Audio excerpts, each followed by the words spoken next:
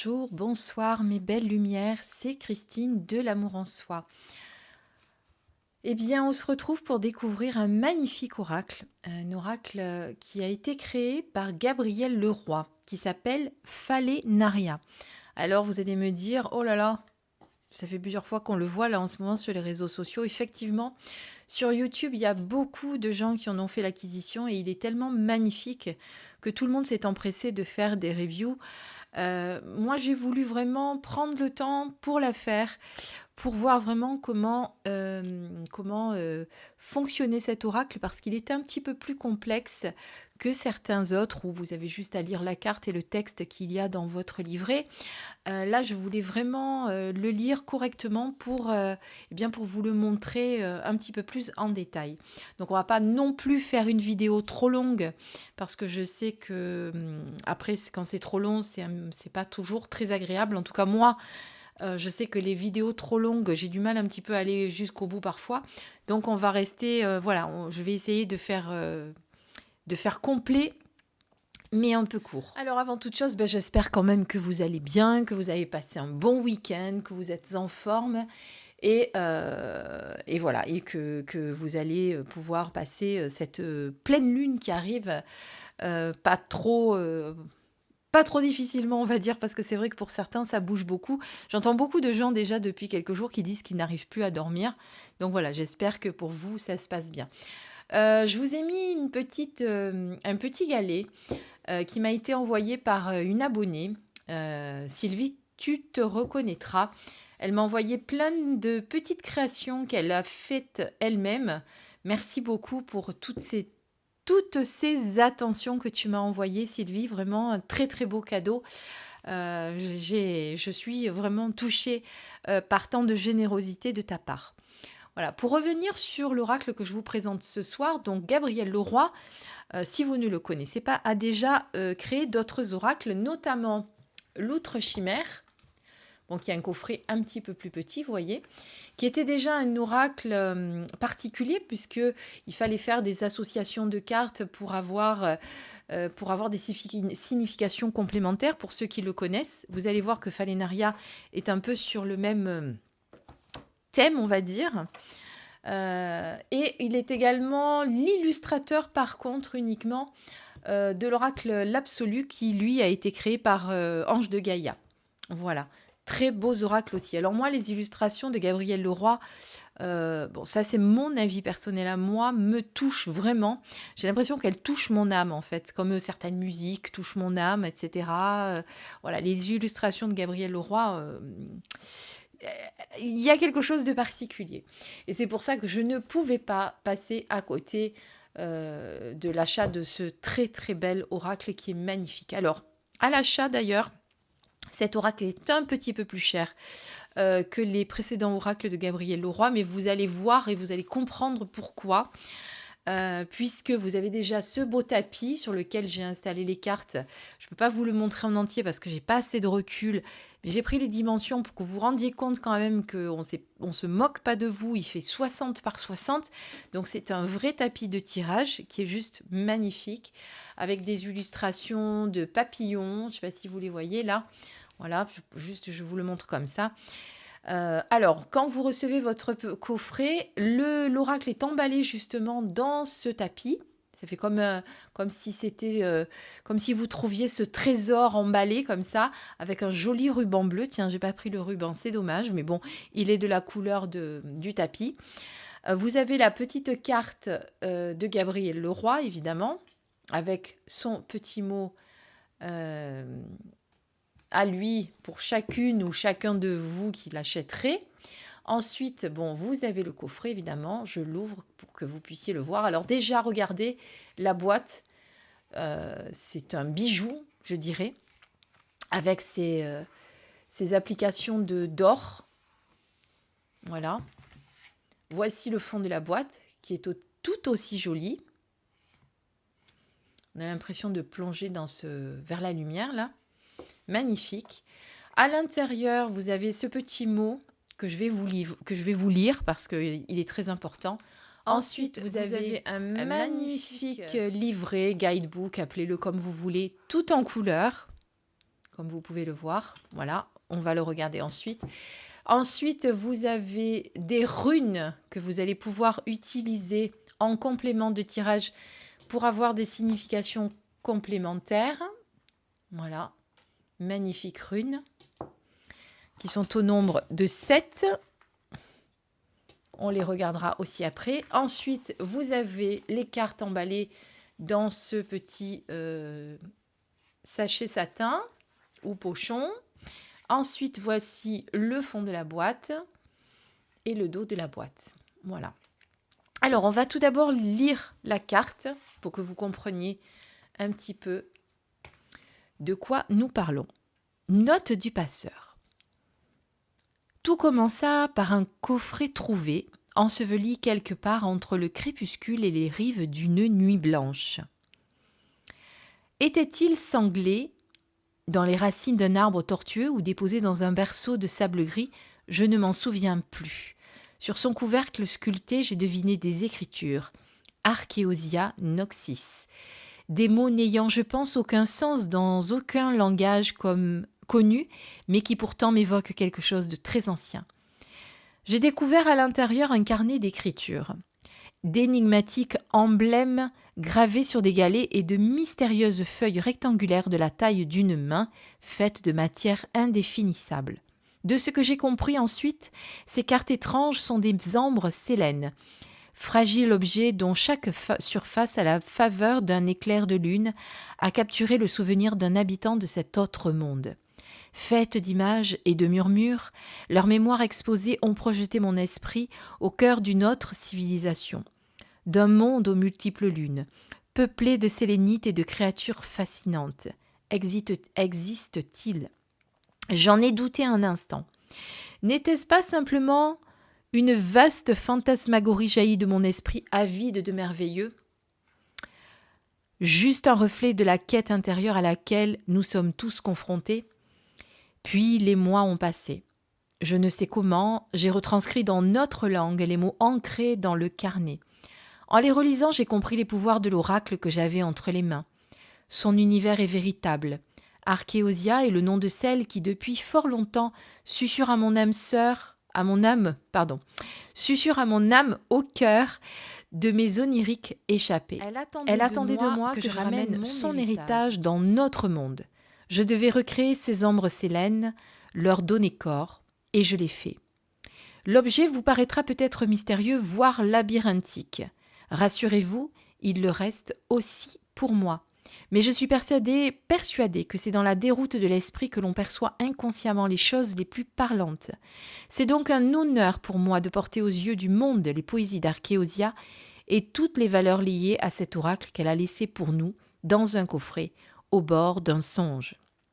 Et c'est signé Gabriel Leroy, donc tout le long du livre, c'est Archéosia noxis, que je ne me trompe pas. Oui, son nom, Archéosia noxis, qui est une sélénite qui va vous délivrer ces messages que vous aurez au travers de ces cartes. Voilà. Allez, on va regarder le livret maintenant. Je mets tout ça de côté en essayant de rien faire tomber.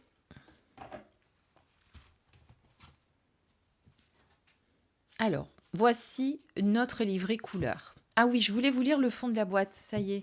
Je me nomme Archéosia noxis, rêveuse et émissaire du peuple sélénite. Ceci est mon offrande aux gens de l'autre monde. Puissent ces souvenirs gravés dans la matière par la magie d'un clair de lune leur esquisser cet univers qui est le mien. Que les sensibilités de mes semblables les inspirent et les éclairent. Que les clartés pour eux soient vives et les pénombres passagères. À travers cet oracle, je brise l'ignorance qui me sépare d'eux et me ferai leur hôte le temps d'un rêve. Excusez-moi, je lis à travers ma caméra, au milieu, avec la caméra au milieu, donc c'était pas évident pour moi. Donc voilà ce que nous dit Archéosia noxis. Alors, le livret tout en couleur. Donc c'est un jeu auto-édité, comme tous les jeux de Gabriel Leroy. Donc là, vous avez Archéosia noxis qui se présente, qui vous explique qui elle est. D'accord ? Donc c'est une sélénite. Voilà. Donc là, elle vous explique tout. Ensuite, donc on va vous parler des lames, d'accord? Les lames, ce sont les cartes, évidemment. Donc vous avez en bas de chaque lame des mots avec le titre, on va dire, enfin le nom du personnage en quelque sorte que vous avez. Il n'y a pas que des personnages, mais il me semble qu'il y en a beaucoup quand même. Le nom du personnage et ensuite vous avez des mots-clés. Là, vous avez consolation, guérison et interruption, par exemple. Ensuite, on vous explique que sur chaque carte, mais ça on le découvrira quand on découvrira les cartes, vous avez des lignes, des faisceaux qui vont vous donner des chemins lorsque vous allez mettre les cartes à côté. Vous voyez, quand vous mettez des cartes à côté, vous voyez que vous avez certains faisceaux qui se relient et qui créent un chemin. D'ailleurs, là, on vous l'explique. Donc, on vous dit, par exemple, là, vous avez le chemin, hop, qui se suit, donc il n'y a pas de blocage, voici le chemin. Et là, par contre, vous avez une carte obstacle, puisque vous voyez que là, le chemin s'arrête ici, il n'y a rien derrière qui lui permette de continuer. Et là, donc, vous avez une carte obstacle sur laquelle il va falloir forcément travailler, comprendre, etc. Après, vous utilisez également des runes. Les runes que vous voyez, que vous allez poser à la fin du faisceau lumineux, où vous voulez, en plus, je crois bien. Donc, et là, vous avez en plus le domaine sur lequel il va falloir travailler. Alors, sachant que cette rune, cela vous représente, d'accord? Donc, celle-ci, elle doit toujours être mise de côté. Voilà, enfin de côté, près de votre jeu, bien entendu, puisqu'elle vous représente un peu comme la carte consultant dans d'autres jeux. Ensuite, vous avez aussi l'association des cartes, voyez, qui vont vous donner des lunes. Donc, quand la lune est pleine, noire ou blanche, eh bien, c'est une réponse à une question qui va vous donner un oui. Et quand elles sont, eh bien, moitié-moitié, vous allez être sur une réponse de non. Voilà. Donc, des demi-sphères qui sont obtenues, voyez, de partout sur les cartes. Ensuite, on vous parle de chaque carte. Vous avez sur chaque carte 6 domaines, on va dire, avec la voie de l'air qui va parler des mouvements et des possibilités, la voie de l'eau qui va parler d'épreuves et de guérison, la voie du vif argent qui va vous parler d'apparence et relations, celle de la voie de l'anthracite, corps, nature et authenticité, la voie du clair-obscur, ambiguïté et extrême, et la voie du saphir, esprit et noblesse. Voilà. Et dans chaque voie, on va dire, vous avez des cartes qui sont numérotées. Et il n'y a que la carte 8 qui n'est pas numérotée puisqu'elle porte le signe de l'infini. D'accord? Elles sont ici. D'ailleurs, ces cartes qui sont particulières, sont-elles ni négatives, ne sont jamais négatives, pardon, parce que vous verrez qu'en fonction des faisceaux lumineux qui sont sur les cartes, certains ont des connotations plus négatives et d'autres des connotations plus positives. En tout cas, si vous tombez sur une de ces cartes particulières, elles sont les seules à ne pas avoir de part négative, ni dans leurs mots, ni dans leurs nombreux faisceaux. Elles seront toujours des privilèges, jamais des obstacles. Voilà. Et donc, vous avez 6 voies. Donc là, on commence par la voie de l'air, par exemple, avec l'enfant qui éparpille la nuit. Donc, vous avez Archéosianoxis qui vous parle là. Vous voyez, par exemple, elle dit « Ici se conte l'origine, celle qui me fut si tendrement chantée en me berçant lorsque j'étais petite. C'est une bien jolie légende que celle qui voit le monde naître du simple souffle d'une enfant sur les aigrettes d'une fleur. » Donc voilà, ça c'est le mot d'Archéosia. Ensuite, dans la représentation de la carte, eh bien, vous voyez les faisceaux qui sont représentés ici avec divers mots-clés. Vous avez également des mots qui sont en rouge et qui, eux, donc, ont cette connotation négative. Ensuite, en fonction des tirages, puisqu'il y a divers tirages que l'on peut faire, vous avez aussi le questionnement, puisque là, vous avez une question « Est-ce important ?» Et ici, vous avez « Œuvre en douceur ». Donc là, vous avez le conseil qui vous est donné. Chaque carte a un numéro, comme je vous le disais. Donc, alors par contre, je ne me rappelle plus combien il y en a. 7, 8. Alors, attendez, que je veux pas vous dire de bêtises, parce qu'il y avait les infos que je voulais vous dire. 7, 8. Alors, c'est pas la 8 qui a le signe de l'infini. Tiens, il faut qu'on regarde tout à l'heure avec les cartes, que je vous dise pas de bêtises, qu'on soit bien d'accord. Donc, je veux voir à partir de combien. Voilà, là, à partir de la numéro 9, on passe donc à la voie de l'eau. Voilà. Et pour chaque carte, vous avez la même représentation. Pour définir la voie, vous avez remarqué que chaque carte a un petit signe particulier. Je reviens en arrière un petit peu pour vous le montrer. La voie de l'air, alors cette petite frise comme ça. La voie de l'eau a cette petite frise comme ça.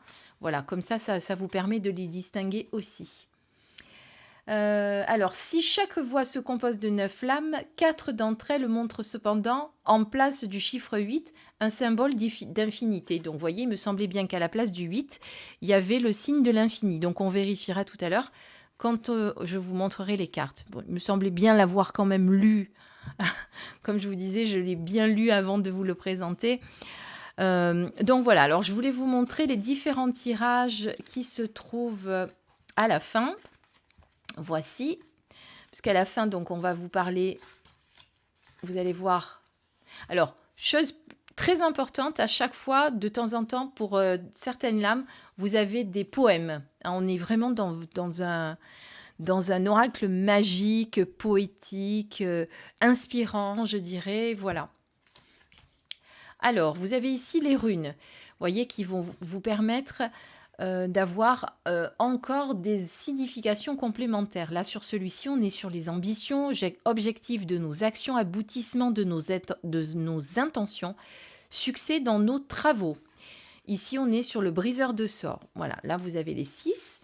Et ensuite, la 7e, Pierre, comme je vous ai dit, qui, elle, va vous représenter ou symboliser aussi la personne du sujet pour laquelle vous interrogez les cartes, bien entendu, puisque le but, c'est quand même aussi de pouvoir les tirer pour quelqu'un d'autre. Ensuite, vous avez les différents tirages. Donc là, vous avez le tirage du simple chemin. Donc, voyez là où on vous montre. Alors, comment faire? Vous allez positionner 3 cartes. Là, vous allez positionner la rune qui va vous représenter. Donc, celle-ci. Voilà.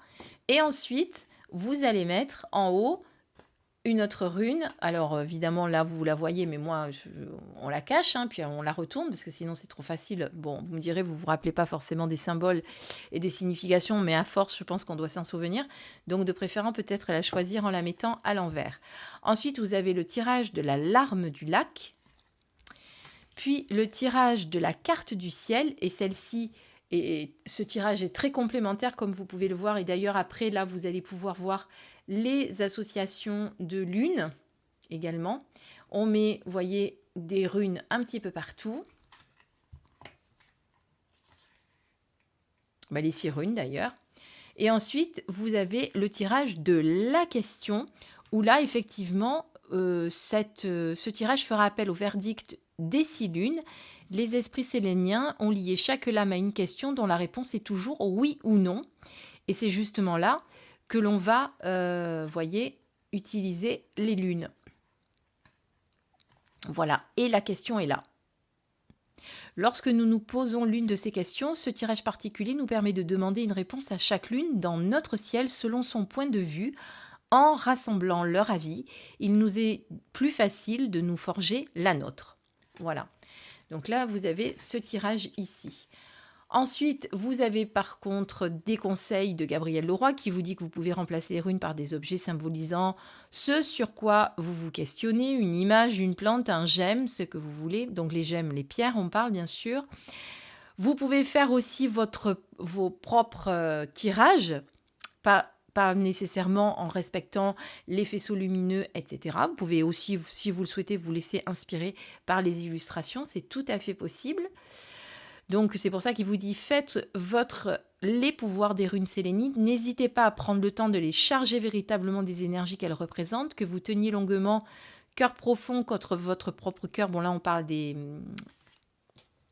pierres que vous pouvez faire, que vous pouvez charger avec vos énergies. Ensuite, la position des multiples mots-clés transcrits dans ce carnet peut avoir son importance. Consultez cet ouvrage en cas de doute afin de préciser des significations. Chaque faisceau correspond à un mot-clé précis écrit le long de celui-ci sur le plan. De même, les endroits de blocage des trajectoires devraient correspondre à des mots spécifiques. Chaque carte a son anatomie, chaque zone porte un sens. Ensuite, si entre ces lignes vous sont représentées quelques façons de lire dans les ombres sélènes, ces manières de faire ne vaudront jamais celles que vous trouverez par vous-même. Donc vous pouvez également faire vos propres interprétations, vos propres tirages. Donc les sélénites nous, sélénites, croyons aux vertus de l'invention, conservée avec l'oracle, converser avec l'oracle. Décidément, je fais des inversions. Aujourd'hui, je fais de la dyslexie. Laissez vos fibres spirituelles se nouer avec les siennes pour en éveiller toute la puissance.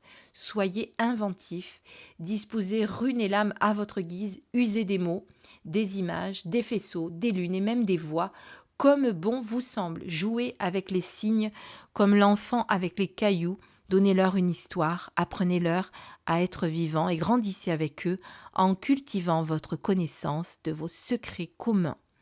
Voilà.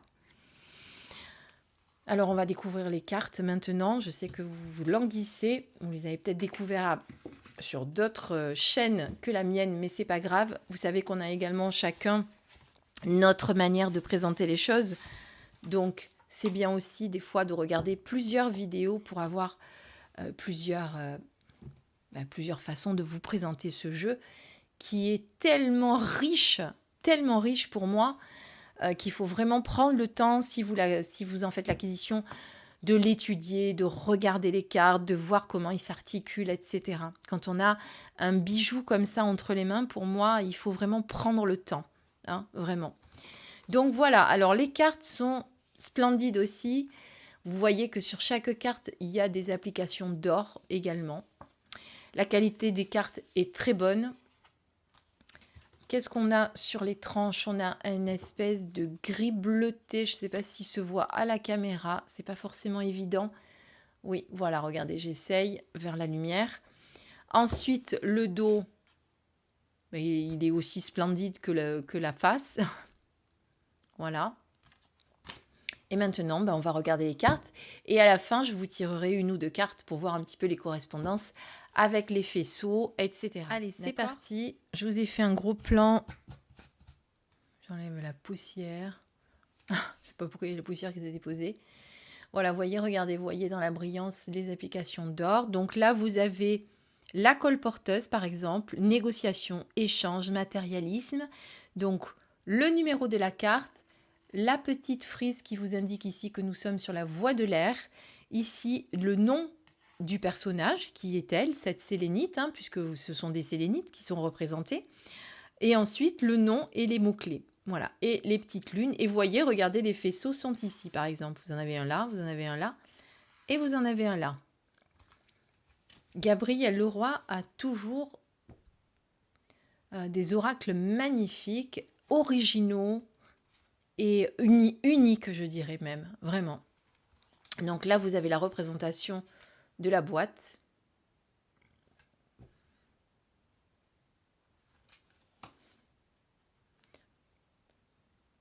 Nos lèvres de saphir. Rien que les noms des cartes nous fait déjà voyager. Alors, elles sont pas trop dans l'ordre là. Je suppose ce que j'ai fait. J'ai dû encore toucher quelque chose comme d'habitude. Bon, c'est pas grave parce que c'est celle-ci la numéro 1 par exemple. Bon, c'est pas grave. Je vous ai fait quoi? 1, 9. Donc, vous voyez le 8. On est d'accord, il n'y a pas de 8. C'est le signe de l'infini.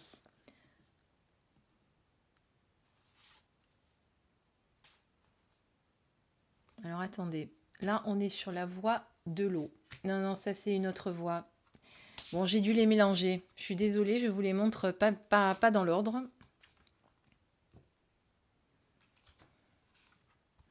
Là, c'est toujours la voie de l'eau.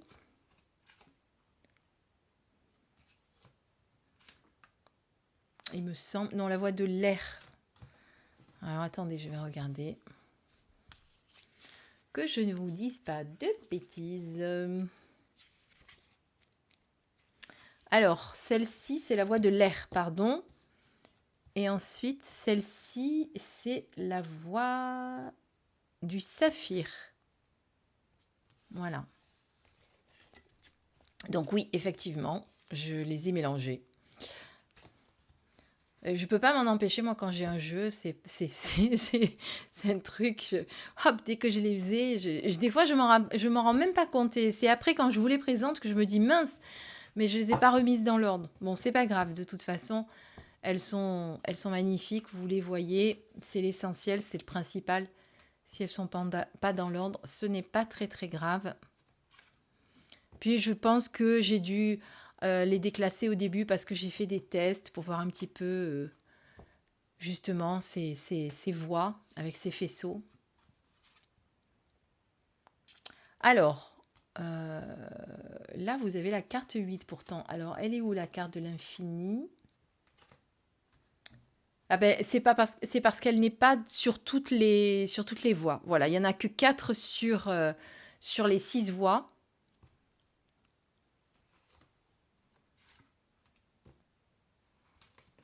Et donc, il y en a 4 qui sont... Eh bien, on va voir quand on va les passer. On va voir quelle voie cela concerne.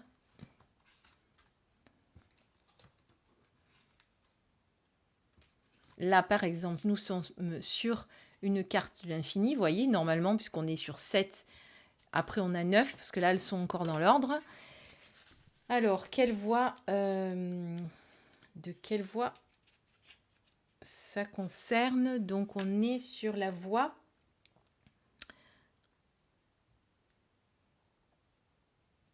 du vif argent. Voilà. Donc, c'est pour ça, il n'y en a que 4 qui sont comme ça, avec le signe de l'infini. Et comme il y a 6 voies de 9 cartes,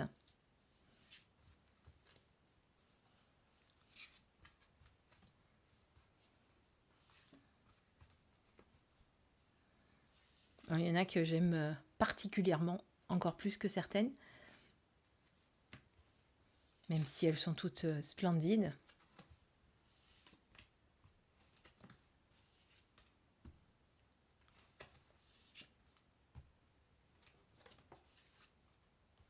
Alors, là, on est sur une autre de l'infini, qui est la voie de l'anthracite.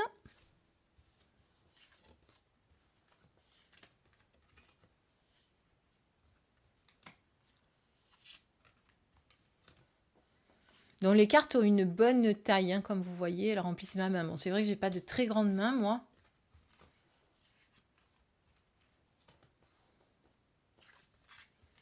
Et là, nous avons aussi une carte infinie. Et donc, la carte infinie, celle-ci, on est sur la voie du clair-obscur.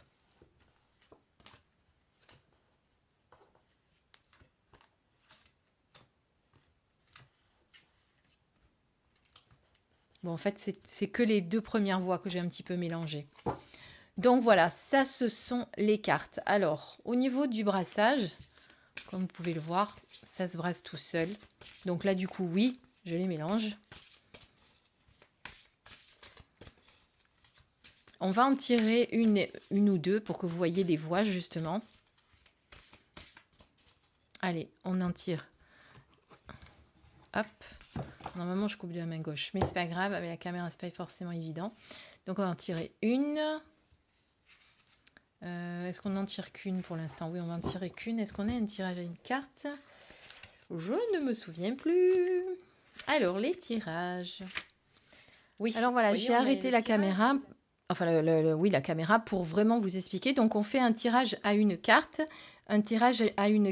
qui s'appelle la larme du lac, d'accord? Donc dans ce tirage, vous sortez d'abord une carte, uniquement une, qui va vous donner les énergies de la situation du moment. Ensuite, vous mettez toutes les runes à l'envers, évidemment, avant. Vous allez en choisir une seule que vous allez poser. Alors, on va d'abord retourner la carte, qui est un pont par-dessus l'infini, au lien communication retenu. Après, on prend une rune, n'importe laquelle au hasard, que l'on pose sans réfléchir là. Donc, on la pose soit autour de la carte, soit sur la carte. À nous de choisir. Et ensuite, on va regarder la signification de la carte. Alors, soit on prend le temps, effectivement, de regarder l'illustration de la carte où on voit qu'il y a un couple au milieu, là, c'est que des silhouettes que l'on voit qui est en train de se serrer, etc. Et à l'inverse, on a deux personnes qui se tournent le dos, apparemment, qui sont à l'opposé, sur ce pont. Donc, on peut imaginer effectivement qu'eux ne se sont pas encore rencontrés. Donc, on va regarder ce que nous dit la carte. Donc, on est sur la voie du la voie de l'air, si je ne me trompe pas. On est sur la carte 3. Voilà. Et ensuite, donc, on retourne la rune pour voir dans quel domaine cela concerne et quel faisceau cela concerne aussi. Alors, d'abord, je vais vous lire le texte. La fille demeure dans un hameau au bord du crépuscule, tandis que le jeune homme loge à l'autre bout de la nuit. Le gouffre qui les sépare rendrait jalouse la gueule béante de l'oubli. Tenus à part par la distance, jamais ils ne pourront se rencontrer. Ce soir, ils flânent, chacun de leur côté, au bord de quelque promontoire. La demoiselle rêve de tremper une main dans le torrent du temps qui passe, pour qu'à la blancheur opaline de sa phalange viennent s'accrocher les fils d'un clair de lune. Et l'un des astres s'élène, justement, tandis qu'elle songe ainsi, semble sourire. Quant au garçon, il se voit toucher des nuages de feu, duvet d'un gigantesque oiseau d'orage qu'il serait seul capable d'approcher. Et par-dessus ce songe aussi, la même lune semble sourire. Aucun des deux ne voit que du néant se forme un petit pont de pierre opalescente, gracieux, un joli lieu propice au rendez-vous de ceux qui s'aiment. Deux silhouettes fantomatiques viennent de l'emprunter et marchent l'une vers l'autre, à même les éthers nocturnes, jusqu'à se faire face pomme contre pomme, transis de vertige et d'amour. Ils sont là. Et tandis que ces deux spectres s'embrassent, les deux êtres de chair restent toujours à part, toujours rêvant et dos tourné. Aucun des deux ne se doute que ce tableau est seulement le songe de la lune. Waouh, c'est magnifique. J'en ai les frissons. C'est vraiment très poétique, hein, comme je vous ai dit, c'est vraiment très très beau. Alors, quand on regarde la carte, on est sur le faisceau, on a mis la rune sur le faisceau rencontre, qui est ici. Je ne sais pas si à l'œil nu, ça se voit vraiment le faisceau là. Ouais. Voilà. Donc, faisceau, rencontre, réconciliation de l'autre, rendez-vous. Donc, on va voir d'ailleurs à quoi correspond la rune, dans quel domaine. Alors, les runes sont où? Les runes. Cœur profond. Sentiment ou essence profonde de quelque chose, ce qui vous tient à cœur, recherche de sens. Donc là, c'est magnifique. Ça voudrait dire que la situation qui nous concerne peut toucher les sentiments ou ce qui nous tient à cœur. Et apparemment, il y aurait une rencontre ou une réconciliation si on est en couple. Vous voyez ? C'est magique parce que c'est vraiment ça concerne vraiment le domaine dont on est en train de parler sur la carte. Voilà. Et après, donc, si vous rajoutez des cartes, juste pour que vous voyez, je ne vais pas vous faire tous les tirages parce que sinon la vidéo va être trop longue. Donc, vous voyez que, par exemple, ici, eh bien, vous regardez les faisceaux. Ici, tac, tac. Et là, vous voyez, eh bien, il n'y a pas de faisceau qui sort. J'ai pris n'importe laquelle, mais il n'y a pas de faisceau. Donc là, il y a un blocage. Et le blocage, ça serait l'emprise, la dégradation ou la convalescence, la corruption des corps. Vous voyez ? Donc là, si quelqu'un avait tiré ces deux cartes, alors normalement, il faut en mettre une troisième parce qu'il n'y a pas de tirage à deux cartes. Mais on serait ici avec ce blocage au milieu qui empêcherait justement cette rencontre ou cette réconciliation. Et ensuite, eh bien, pour le grand tirage où vous avez effectivement des réponses à oui, non, ben, vous voyez que vous auriez là oui, là non, etc. C'est juste pour vous montrer, hein, je ne fais pas le tirage en question. Voilà, alors pour moi, un très bel oracle complet, riche, un vrai bijou, une vraie réussite. Par contre, un oracle qu'il faut prendre le temps d'étudier, de regarder, avant de l'utiliser en intuitif, bien entendu. Hein, avant de l'utiliser en intuitif. Ce qui me semble normal, pour moi, d'abord, c'est vraiment de voir comment il s'articule, comment il fonctionne, pour pouvoir après l'utiliser comme vous le souhaitez. D'accord? Faites des tests, comme moi je fais, posez des questions, mettez vos cartes, voyez comment l'utiliser et vous allez vite vous familiariser. Il a l'air complexe comme ça. Enfin, il a l'air difficile quand je vous l'explique comme ça, c'est normal. Mais honnêtement, après, quand on a compris, ça va très très vite. D'accord? Voilà, en tout cas, merci Gabriel Leroy pour cette création. C'est vraiment un bijou. Il est vraiment très différent de tout ce qu'on a aujourd'hui en ce moment, on va dire tout ce qui sort en ce moment. Et c'est tant mieux parce que un oracle qui sort de l'ordinaire comme ça, c'est bien aussi. Il est magnifique. Il a été créé à l'image de Gabriel Leroy, c'est-à-dire avec beaucoup d'amour, de douceur, de bienveillance. Voilà. Moi, en tout cas, je valide, je l'adore. J'espère que ça vous a donné envie de l'acheter. J'espère que la vidéo sera pas trop longue. Je vais regarder au montage ce que ça donne pour que ça soit pas trop comment dire. Bon, je trouve pas le terme, mais vous avez compris. Pour que voilà, il n'y en ait pas trop pour vous. Je vous souhaite une belle soirée, une belle journée en fonction de quand vous regarderez cette vidéo. Je vous embrasse très fort et je vous dis à très vite sur ma chaîne pour pour des guidances ou autres présentations que je me fais toujours un plaisir de vous montrer. À bientôt, gros bisous.